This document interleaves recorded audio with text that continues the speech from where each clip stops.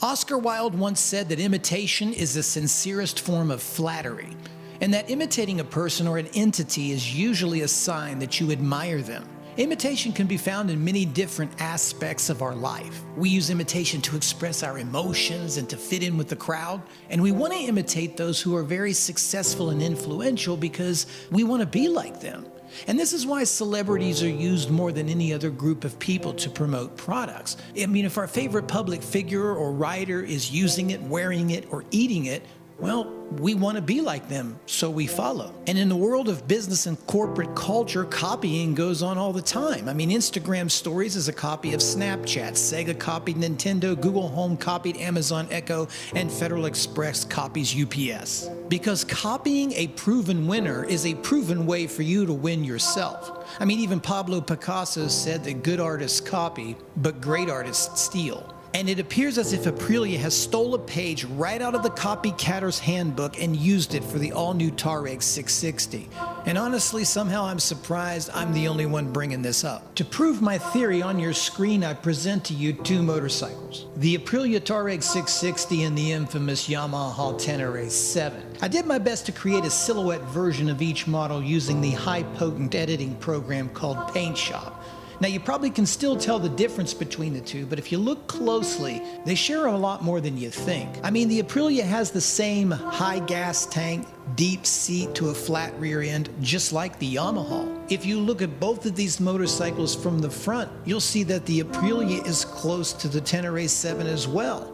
I mean, Aprilia went as far as to copy the windscreen cross member. That's the same on the Yamaha. And they're not just similar in looks, they're similar in specs too. If you take a look at the Aprilia Tuareg 660 and Yamaha Tenere side by side, you'll see they share close to the same engine, power, torque, dry weight, front rear suspension travel, ground clearance, seat height, fuel capacity, and wheelbase. Now, of course, the Aprilia is not exactly like the Tenere 7, but it is clear to me that Aprilia cloned this motorcycle right after the Yamaha Tenere. And you know what? I can't blame them. I mean, the Tenere is an absolute hit of a motorcycle. Every single Tenere ever made has been sold, and they can't even keep up with demand. And with supply disruptions continuing around the world, I don't imagine this changes anytime soon. Obviously, Aprilia sees this and realizes that this is their yellow brick road paved right into the red-hot adventure bike market.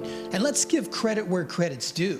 Aprilia didn't just copy the specs of the Yamaha Tenere 7, they also stole the entire how to create your own hyped-up ADV bike in 4 easy steps. Step number 1, resurrect an old discontinued model, just like Honda did with the Africa Twin and just like the Yamaha did with the Tenere 7. Number 2, fill the void in between the leaders in the ADV space, the KTM 890R and the Yamaha Tenere 7. Make it not as premium and as aggressive as the $14,000 890R, but not as basic as the cheap $10,000 Tenere 7. So give it Tenere 7 specs with some 890R electronics and price it right in the middle. Number 3, tease the public for many years prior to actually producing the motorcycle by showing prototype versions of the Tuareg at motorcycle shows around the world. Then stage the customary rigged, leaked spy shots of a blacked out version of the motorcycle. And each time you take it out, change up the exhaust and lighting configurations. This will make people think that you're really working hard on this motorcycle. Plus, it will make the public feel like there's an entire Aprilia paparazzi team hiding out in the Italian countryside that've been eagerly awaiting the precise moment to photograph this motorcycle. And finally, number 4, hire a highly skilled professional dirt bike rider, hand them a re-geared, modified, highly suspended Tuareg 660 that appears to be stock but it's not, then film the professional rider ripping through picturesque forests all around the world. Now, this will demonstrate the ridiculous off-road capability of the Tuareg while giving hope and inspiration to the thousands of couch potato weekend warriors who think this bike will improve their riding skills. I'll be damned, Aprilia. Good on ya. But the real question is, will this work for Aprilia? And the answer is, I don't know. because there is some good and bad about this motorcycle. So let's start out with the good. The good is we have another choice in the ADV space, and if nothing else, this increases the competition amongst manufacturers, and that only benefits us, the consumer, at the end. Now, based on the specifications of the bike, it should work well. The 660cc Aprilia engine is proven, and apparently a modified version with a professional rider will do just good enough for us couch potatoes. It also slots right in the middle, so if you're looking for a lightweight adventure motorcycle in between the 890R, the all-new Norden 901, or the Tenere 7, this seems to be the most budget-friendly adventure bike with electronics. So the price point, along with the extra tech package, might be right in the sweet spot for some riders and sway their decision towards the Tuareg. Plus, you may just fancy the looks of this Tuareg 660 and just buy it on that premises alone, which is understandable. Now let's discuss the bad. Aprilia is a European motorcycle, and unfortunately, European bikes have a mystique of being non-reliable. I feel this is more of an old wives' tale than it is truth, because I've owned several European motorcycles, but still, this is something that needs to be considered. Now, I've had several Triumph motorcycles that you've seen on this channel. They've all been workhorses, and I've never had a problem with any of them. I've owned a Ducati before, and I never had a problem with that. I've also owned an Aprilia before, never had a problem with that one.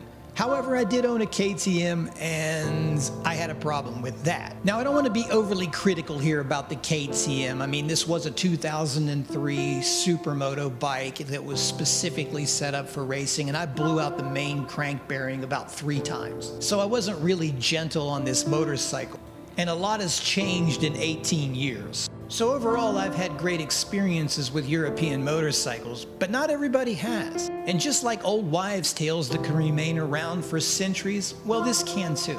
And you can already see by the forums and comments around this motorcycle that many people are saying it's bad before they've even seen it. Again, I don't think this is fair to Aprilia at this stage in the game, and we should give them the benefit of the doubt, but I'm not here to change anyone's mind. It's your money, and you have to be at peace with the decision you make. Another negative is that the dealer network is small, so if you need any kind of warranty work, even if it's minimal, it may be a pain to take your Aprilia into the nearest dealer.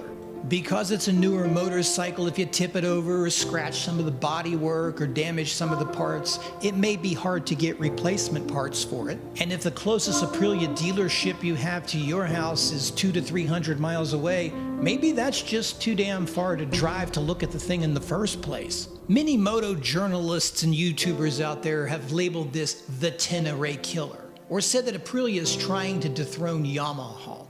Do I believe any of that? No, and I don't think that's what Aprilia is doing here. I think they made us a stylish, lightweight, capable adventure bike, and they gave us another choice in the segment, just like Burger King gives us another choice over McDonald's. I think the real ace in the hole here, and what Aprilia is thinking, is you can actually buy one of these bikes.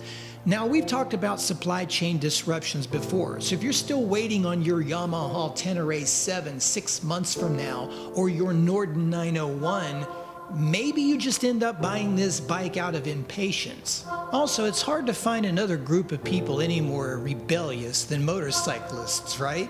And there's just some need for some of us to be different than everyone else. We want to own something different, be seen on something different. And I feel now that everybody has a Tenere, and everybody that has a Tenere has a channel about their Tenere. Maybe we're getting over Tenera'd here, and we just want something different. And I can't fault anyone for that thinking. In my opinion, the more I look at this bike, the more I like it. And if I was in the market for a new adventure motorcycle, I wouldn't hesitate twice on buying this one, especially this black version. That is a sick bike. But that's just my opinion. Keep in mind, I'm the only goon in the world that seems to think the KTM 890R looks good. What most people forget about Oscar Wilde's quote is there's 2 parts to it. The first is imitation is the sincerest form of flattery, but the second is that mediocrity can pay to greatness. The fact that Aprilia imitated the Tenere 7 means they admire what Yamaha has done, but Aprilia is now banking on their own mediocrity to pay to their greatness. And the question is, will they? Well, only time will tell.